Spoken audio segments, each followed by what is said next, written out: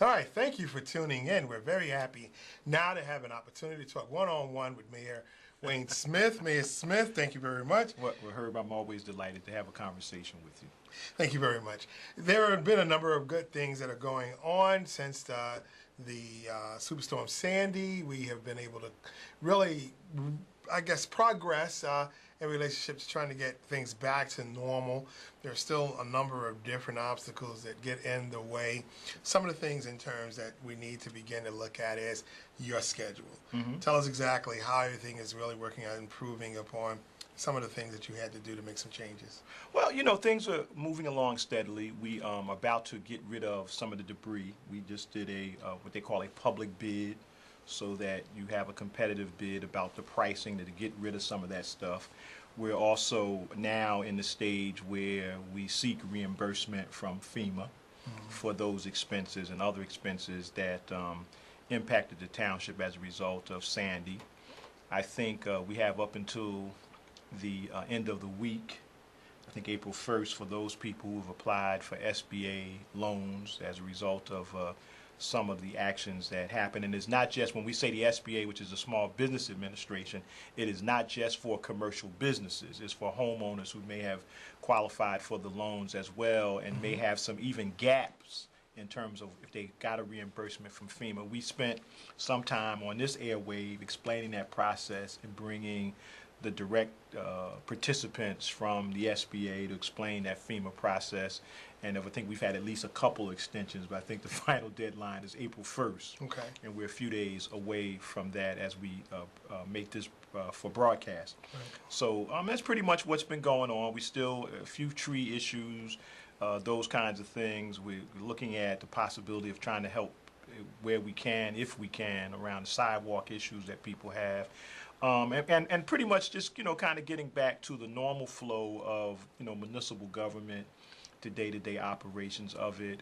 We're working assiduously on a couple of projects. One is the hospital, which just cleared the planning board again with a plan, which is a really long-term plan for that site that will be subdivided and it will be developed in a couple of phases. And phase one includes a residential component with all of their planning and whatever quasi-approvals are necessary has to be done by the end of May for their financing. And as a part of that process, there is some enhanced money, thanks to President Obama and his and the New Jersey congressional delegation. There's a pot of money that will be available for these kinds of projects. Irvington is in a unique position that some of this dollars we have never gotten for mass scale projects like what's going to happen at Irvington General.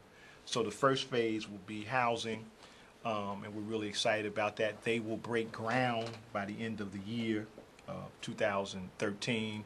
So that project will be underway this year, contingent on everything lining up as we see it. Local business person in partnership with a major New York City construction firm and developer, so solidly financially strong as a group, so we're excited about that. The second project that we're working assiduously on is trying to get the Valley Mall Plaza open by this summer. They have 40% occupancy right now. I know there's a couple of tours underway next week, in fact, with people who've expressed interest in the mall, so we're bringing people over to look at that. The other piece is we got a renewed interest from investors in Irvington as we come out of this economic storm.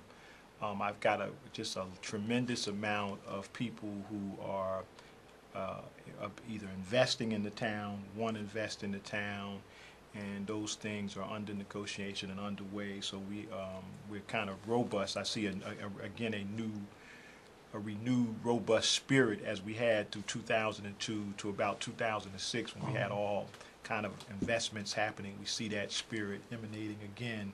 Prices are down, and then of course what impacts the taxpayers, we will be doing a reevaluation. That process is moving forward, and the best estimates that 2014 the reval will take effect. So hopefully that will bring some people's taxes down.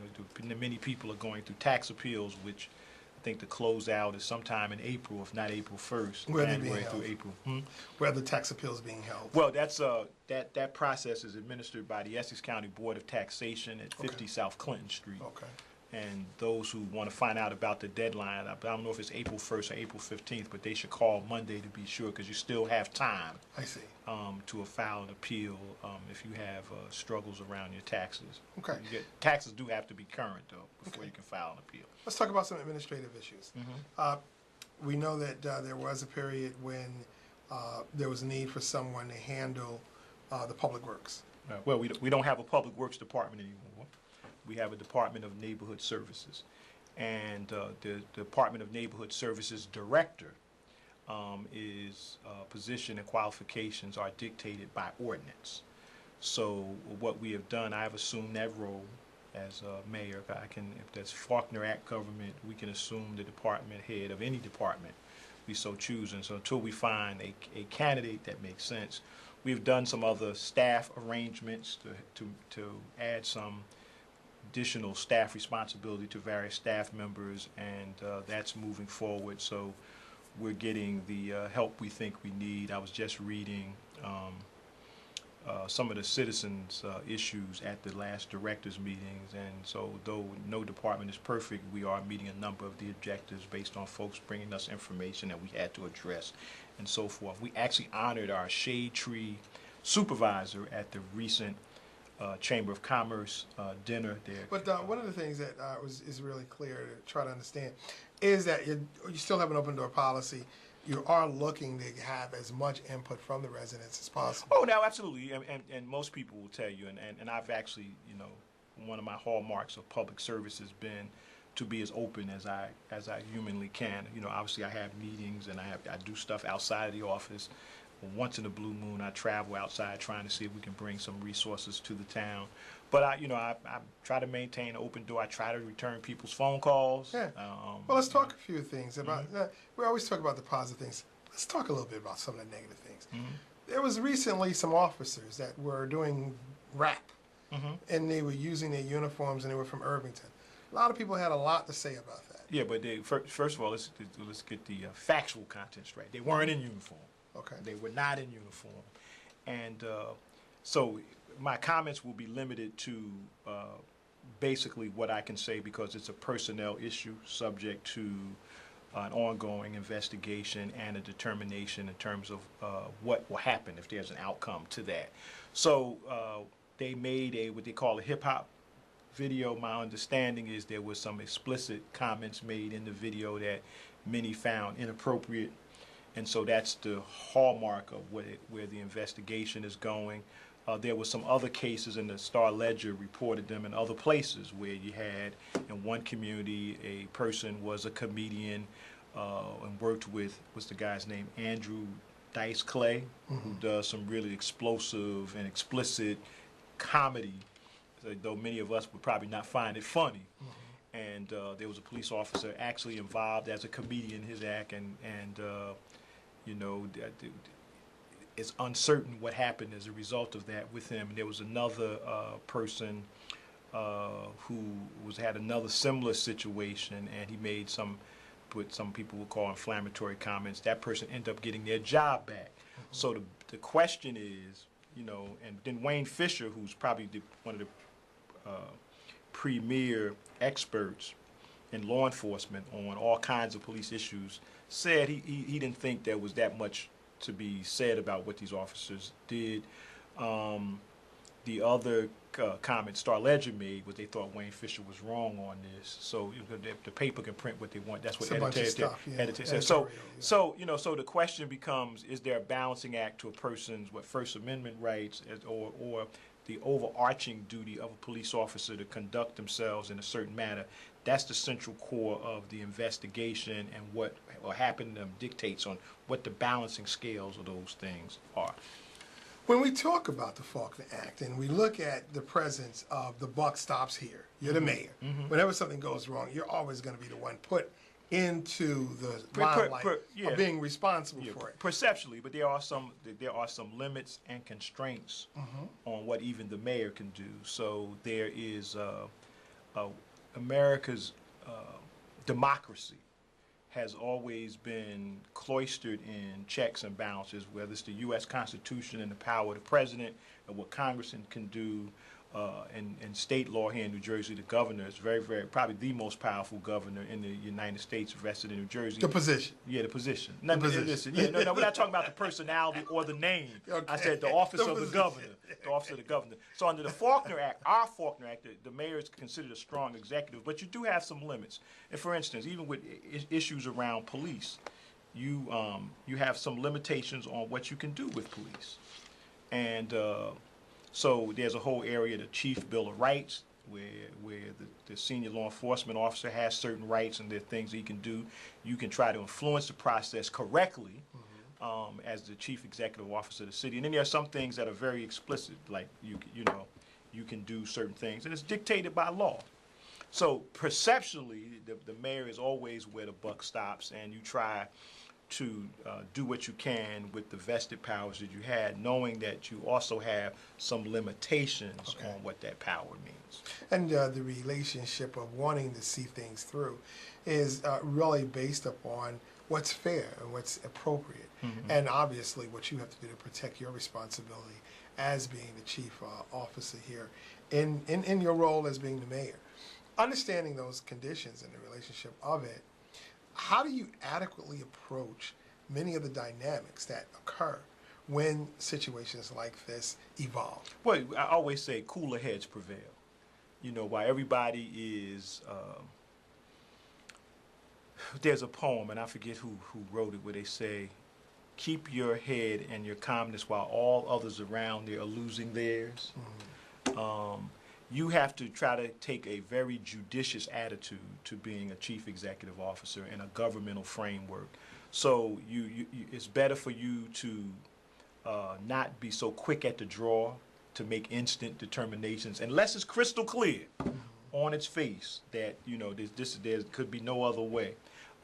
Usually, life is, in governmental issues, there are shades of gray, and deciphering those shades of gray. So sometimes it's appropriate to comment. In many instances, it's appropriate not to comment, particularly when there's an ongoing investigation, a determination that has to be made. You don't want to prejudge or predetermine anything until you can get enough of the sense of what the facts are. So I think a level head is what, and so I've learned through life that generally that's what happens. And so you probably, and like governmental storms that come, or political storms that come, or life storms that come, usually you live through them. You figure out a way to solve whatever problems confronting you, and that's how I look at the dilemmas in the life of a chief executive officer. And you just handle them the best you can. And those who have a spiritual foundation say, look, as long as you do the best you can, and you rely on who you worship to get you through the day, that's all you can do.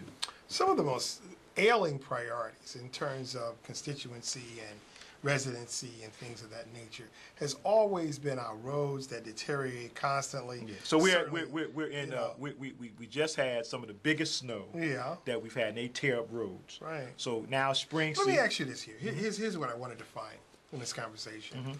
There are a number of roads that the city is not responsible for. Right. You have some county roads in the when town. you direct it to the county roads that are within the community, because a lot of times the county roads are administered differently from the local roads.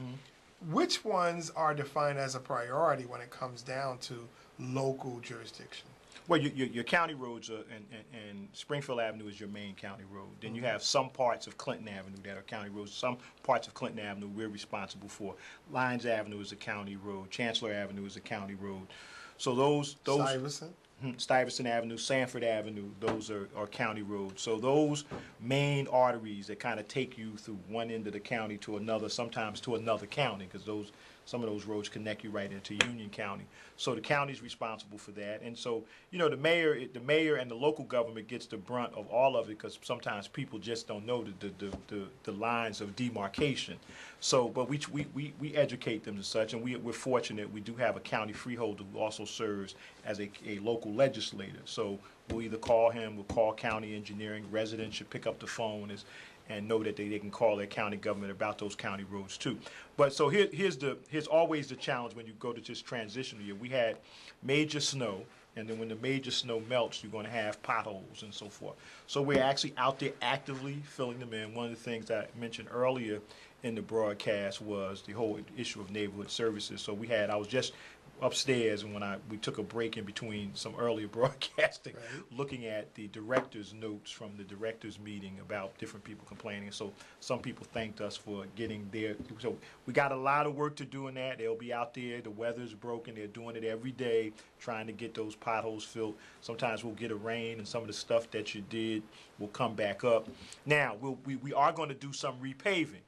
We just awarded contracts where certain streets will in fact be done. I was over in the North Ward, and we'll be getting an additional part at a community meeting, and we'll be getting an additional part of Orange Avenue. At the meeting, I knew we had the part of Orange Avenue done, so we'll extend Orange Avenue out to Clinton Avenue. We did a part going headed toward like Madison Avenue, and we left a part undone, so we're going to get back and finish that. Yeah. And there's a number of other streets, and maybe at the next broadcast, Herb, will either be in the flow of doing those. I can give you the specifics. Have a listing. But DNL Paving is one of the contracts that was awarded to do some paving this spring. Usually that work happens in the spring, so we're in that season of pothole filling and road repaving. I think Payne Avenue is about to get done. That's a major one, and then the little strip that's off of Payne Avenue that we've had a request for a while. We're going to get done this season. We had to do a change order to add them in because it's such a small street, McAllister Place. So that will get done. So we'll have some paving work done this cycle as well, and we'll continue to get potholes as this weather stays warm and we get into this warmer part of the season. And looking forward, there are a number of festive occasions that are going to be going on. Certainly the mayor has been very adamant, and adequately so, in your effort to raise awareness about health and wellness and public safety. The Township of Irvington will be partnering with McDonald's. Why don't you share with us exactly what Earth Day. Earth Day is, we have to save our planet, and so we've always been pretty active, and McDonald's has been a community partner. They just upgraded that McDonald's, was it last spring? We're about a year. It's almost a celebration of the redoing of that store. So they've always been community partners in a host of things. So we'll have some flower and planting activities. We'll be encouraging people during the Earth Day. And that'll be April 27th from 10 to 12. There'll be music, raffles. I'm sure since it's McDonald's, there'll be some food involved.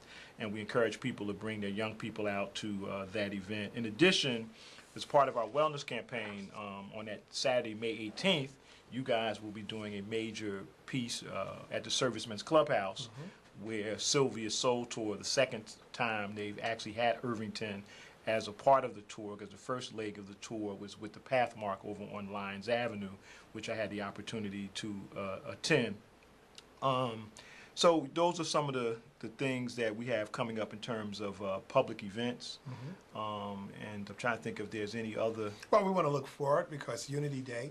That's in the summer. Yeah. Really work on fundraising activities because people are not sponsoring as well as we would appreciate, and we want to continue to keep the free opportunities that are available. Well, they started a lot earlier this year. To raising awareness around Unity Day. So we will be having a fundraiser soon, and we'll be advertising that and sharing what's going on in that behalf. Want to look forward to many of the other opportunities that we want to work with you on to continue to develop the type of relationships. Mayor, I want to publicly ask you, would you be willing to do a call-in show?